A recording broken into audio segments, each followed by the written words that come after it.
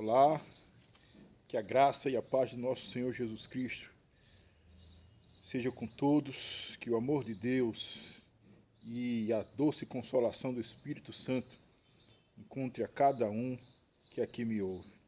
Que bom que o Senhor marcou mais um encontro conosco, que a gente pode compartilhar um pouco da palavra de Deus. Desta feita eu gostaria de ler em Isaías, capítulo 1, versículo 21 até o versículo 26, que diz assim: Como se transformou em prostituta a cidade fiel. Sião, onde prevalecia o direito, onde habitava a justiça, agora é povoada por assassinos. A tua prata transformou-se em escória, a tua bebida foi misturada com água.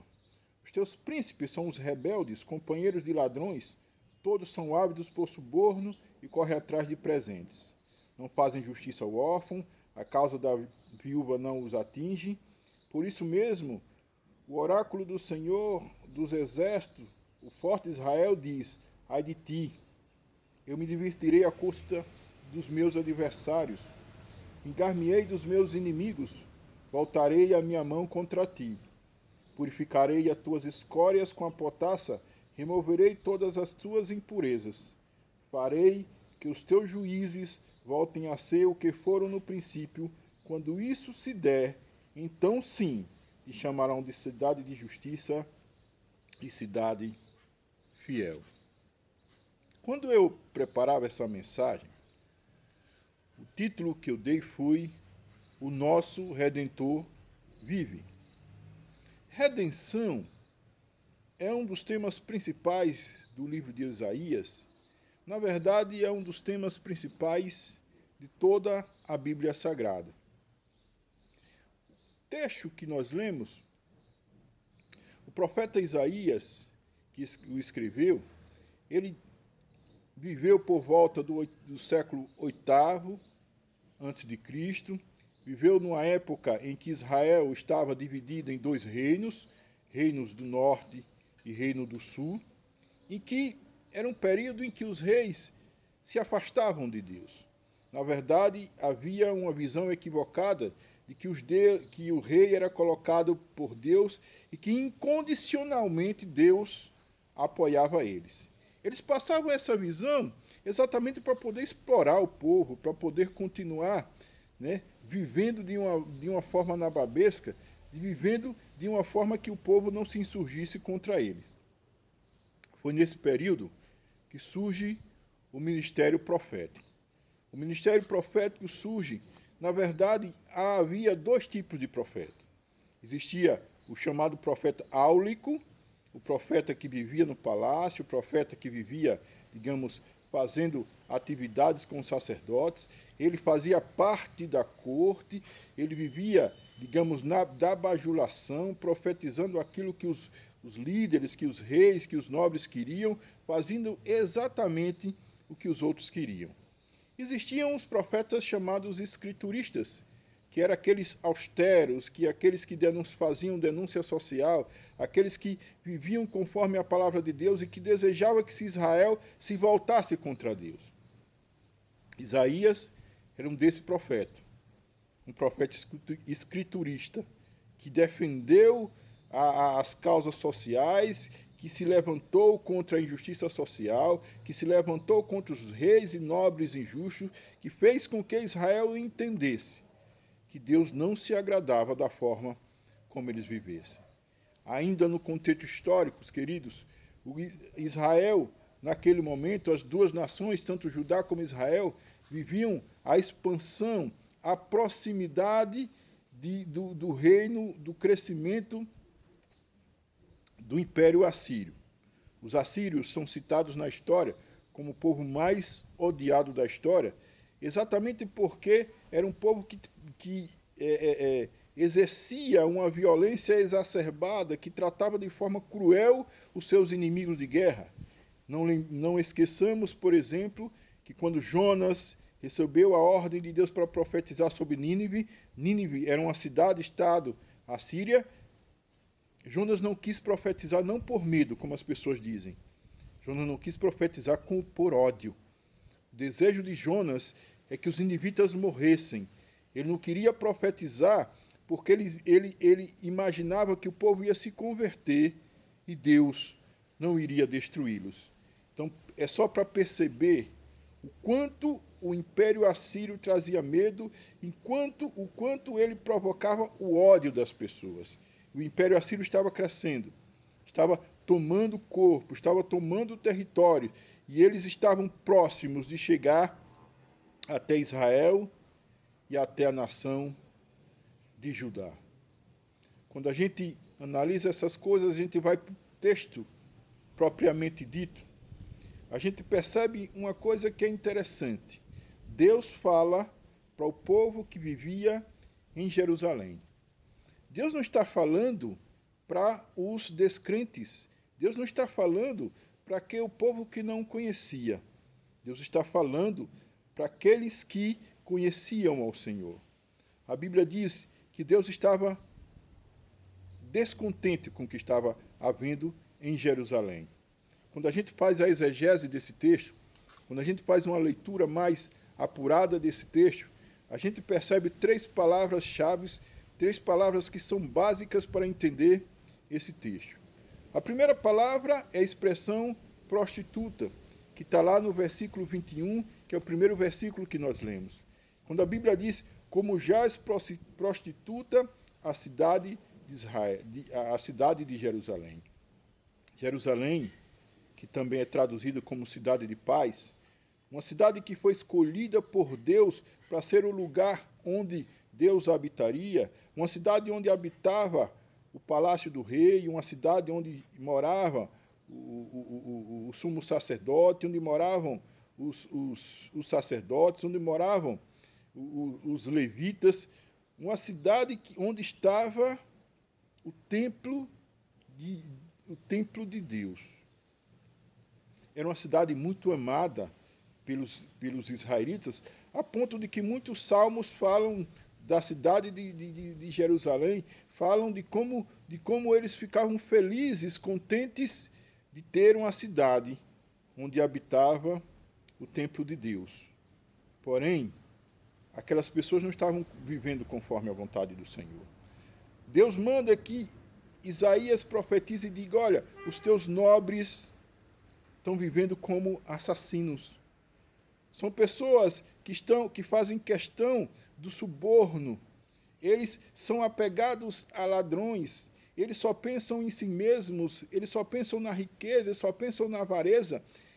O vinho de vocês é um vinho que está misturado com água para mostrar a impureza que eles viviam. A prata, não era mais uma prata pura, era uma prata que tinha uma mistura, que já estava corroída.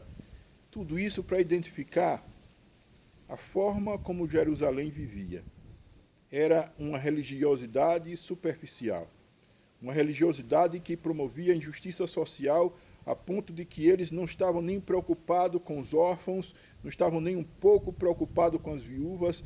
As questões sociais eles tinham colocado de lado. E Deus estava descontente com aquilo que eles faziam. Deus estava descontente com a prostituição, com a idolatria. A religiosidade em Jerusalém era de um sincretismo religioso que não tem como descrever. As pessoas adoravam a vários deuses e, ao mesmo tempo, faziam sacrifícios, faziam celebrações a Deus. Eles não entendiam que para Deus o que importa é obediência e não sacrifício. E a segunda palavra é fiel. Essa expressão, quando relatada aqui no texto que nós lemos, é relatada como um fato que não mais existia. Jerusalém era uma cidade fiel. Ela tinha sido, o povo, a outrora, tinha sido devotado ao Senhor. Vivia conforme a vontade de Deus, observava a vontade de Deus, andava com o Senhor, caminhava com o Senhor, mas naquele momento histórico, não vivia. Eles perderam a infidelidade, eles perderam a vida santa, eles perderam o princípio da natureza divina de viver conforme a vontade do Senhor. E a terceira palavra é purificar. é restaurar. É Deus trazer nova todas as coisas. Quando a gente observa o texto, a gente tem uma impressão, digamos, muito interessante. No primeiro momento, Deus diz que virá com juízo sobre os inimigos. A palavra vem como uma sentença, vem como um vaticínio, vem como uma cobrança de Deus, vem Deus prometendo que os seus adversários, que os seus inimigos morrerão, que seus inimigos serão destruídos, que seus inimigos serão julgados e sentenciados à condenação, mas que Jerusalém será restaurada, que Deus restaurará, purificará todas as coisas, que Deus purificará toda a situação, e que Jerusalém um dia será chamada mais uma vez cidade de paz, cidade de justiça. Quando a gente compreende esse texto, a gente faz uma analogia do que aconteceu na história da humanidade. Inicialmente nós éramos fiéis, inicialmente nós fomos criados à imagem e semelhança do Senhor, fomos criados santos como o Senhor é santo, vivíamos afastados das coisas que desagradavam a Deus, caminhávamos juntos com o Senhor, Deus habitava conosco no jardim do Éden, mas o nosso pecado, mas a nossa desobediência fez com que mudasse todas as coisas. A nossa desobediência provocou uma série de injustiças, uma série de males. A terra foi atingida pelo pecado. A Bíblia diz que todos pecaram e separados foram da glória de Deus. Que o nosso pecado provocou o nosso afastamento de Deus. E a Bíblia diz também lá em Romanos 6,23, que o salário do pecado é a morte. Que o pagamento do pecado é a morte. E que com o nosso pecado nós estávamos fadados à condenação. Seríamos sentenciados pelo Senhor como inimigos, como os adversários do Senhor, e certamente iríamos morrer eternamente. Iríamos ser lançados no inferno para o eterno sofrimento. Mas aprove a Deus, assim como ele falou para Jerusalém que iria purificar, aprove a Deus trazer uma mensagem de salvação. Aprove a Deus trazer uma história de redenção para conosco. O desejo de Deus é que ninguém se perca, mas que todos encontrem a salvação. O desejo de Deus não é que nós sejamos condenados, mas que sejamos levados, conduzidos pelo Senhor, que vivamos com o Senhor. E que com o Senhor seremos levados a uma nova Jerusalém, uma Jerusalém celeste, um lugar especial, um lugar onde habita a justiça, onde Deus morará conosco. Esse texto fala de redenção, de como Deus quer restaurar todas as coisas. Mas cabe aqui fazer algumas reflexões.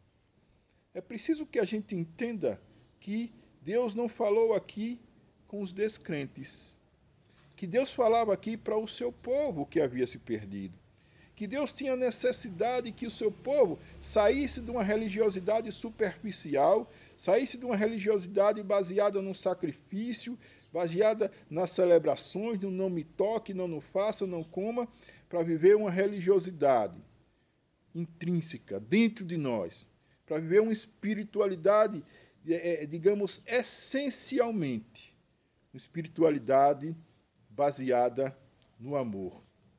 A nossa sociedade, inclusive nós que vivemos a vida cristã, temos vivido de forma muito individualista. Temos vivido de uma forma muito superficial. Temos colocado sempre as nossas necessidades acima de todas as coisas. Nós não mais combatemos o pecado. Nós não mais combatemos a injustiça. Nós não falamos de certos temas para não ofender as pessoas e não entendemos que se a gente não falar de certos temas, as pessoas irão para o inferno. Nós não nos preocupamos com o outro. Nós não amamos os outros. Quando nós não corrigimos, quando nós não dizemos às pessoas que tal de comportamento é pecado, nós não amamos. Nós temos sido individualistas, preocupados com nós mesmos. Mas o desejo de Deus é que a igreja comece a compreender que esse novo tempo o Senhor quer restaurar todas as coisas. que o Senhor quer trazer uma espiritualidade voltada na essência, que Deus quer acabar com esse sentimento de que tudo está no templo. Jerusalém, o povo de Jerusalém ficava vaidoso porque eles acreditavam que moravam na cidade de paz, na cidade que Deus tinha escolhido para ele, porque eles moravam na cidade onde havia o templo de Deus. Eles ficavam muito felizes porque ele diz: Deus mora aqui. E assim há muita gente ainda muito fundamentado no templo, que vive uma religiosidade do templo. Quando ele vai ao templo, ele acha que tem que viver de forma santa. Mas na sua casa, na sua vida, no seu trabalho, nas relações pessoais, eles têm vivido de qualquer forma. Eles não têm observado a justiça. Eles não têm observado a moralidade. Eles não têm observado a necessidade de amar as pessoas, de ser fiel, de agir com honestidade, de fazer as coisas que agradam a Deus. As pessoas têm vivido de forma superficial. Correm para os templos buscando bênção. Correm para o templo para agir como se Deus dissesse: olha, pedindo a Deus que Deus lhe abençoasse. E não se preocupasse em nenhum momento com a vontade de Deus. A palavra está dizendo que Deus chamará a atenção dessas pessoas, que Deus corrigirá quem vive de uma forma dissoluta e que muitas dessas pessoas serão condenadas, porque serão consideradas inimigos de Deus. As pessoas que não vivem conforme ao Senhor, que não observam a vontade de Deus, que não amam ao Senhor acima de todas as coisas, e que não amam o próximo como o Senhor amou, elas serão vistas como inimiga de Deus. É preciso que acabemos com a nossa religiosidade superficial.